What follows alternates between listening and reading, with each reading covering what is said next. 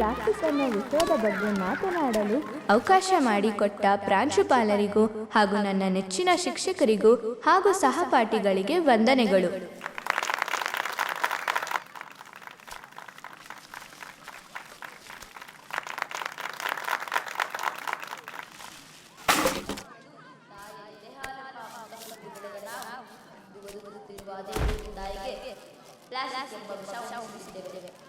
ಅಭಿವೃದ್ಧಿಯ ಹೆಸರಲ್ಲಿ ಮನುಷ್ಯ ಸೃಷ್ಟಿಸಿದ ನಿರ್ಜೀವ ಜನ್ಮ ಜೀವ ಸಂಕುಲವನ್ನು ನುಂಗುವ ರಕ್ಕಸನಾಗಿ ಬೆಳೆದಿದೆ.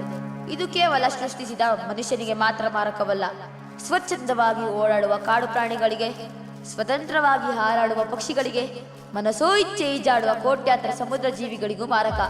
ಇಂದು ಇದರ ವಿರುದ್ಧ ಹೋರಾಟ ಮಾಡಿದರೆ ಖಂಡಿತವಾಗಿ ಗೆಲುವು ಸಾಧಿಸುತ್ತೇವೆ. ಇಲ್ಲವಾದಲ್ಲಿ ಮುಂದೆ ಭೀಕರ ಯುದ್ಧವನ್ನೇ ಮಾಡಬೇಕಾಗುತ್ತದೆ.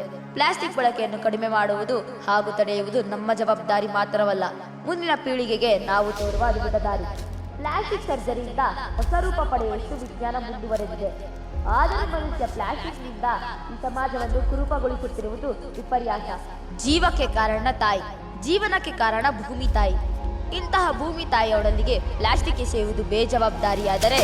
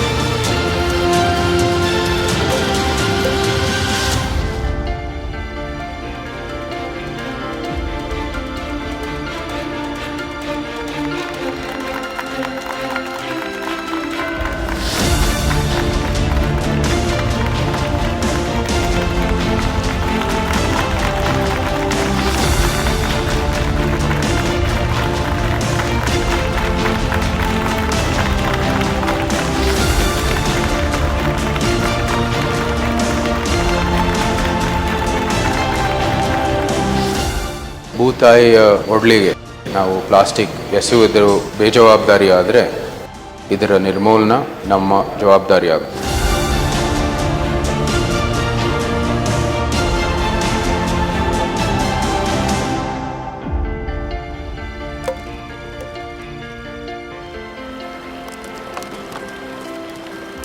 ಸ್ವಚ್ಛ ಭಾರತ, ಸುರಕ್ಷಿತವಾದಂಥ ಭಾರತ ಮತ್ತು ಭವಿಷ್ಯದ ಭಾರತ ಅದು ಸ್ವಚ್ಛವಾಗಿರುವಂಥ ದೃಷ್ಟಿಯಲ್ಲಿ ಮತ್ತು ಪ್ರತಿಯೊಬ್ಬರ ನಾಗರಿಕ ಕರ್ತವ್ಯ ಈ ಸ್ವಚ್ಛತೆಗಾಗಿ ನಮ್ಮ ನಾಗರಿಕ ಜವಾಬ್ದಾರಿ ಹಾಗೂ ಈ ಒಂದು ಭಾರತದ ನಿವಾಸಿಯಾಗಿ ಪ್ರಕೃತಿಯ ಒಂದು ಕಾಳಜಿ ಇಟ್ಕೊಂಡು ನಾವು ಹೇಗೆ ಮುಂದುವರಿಬೇಕಾಗಿ ಈ ಒಂದು ವಿಡಿಯೋ ಸಂದೇಶ.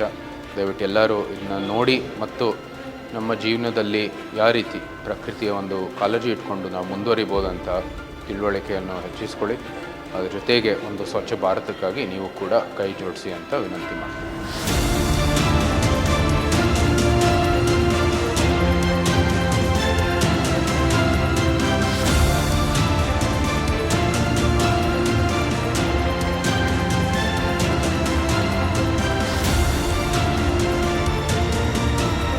ಇದು ಪ್ಲಾಸ್ಟಿಕ್ ಅನ್ನೋ ವಿಷಯದ ಬಗ್ಗೆ ಚಿತ್ರಿಸಿರುವ ಕಿರುಚಿತ್ರವಲ್ಲ, ಪ್ಲಾಸ್ಟಿಕ್ ಅನ್ನೋ ವಿಷಯದ ಬಗ್ಗೆ ಚಿತ್ರಿಸಿರುವ ಕಿರುಚಿತ್ರ.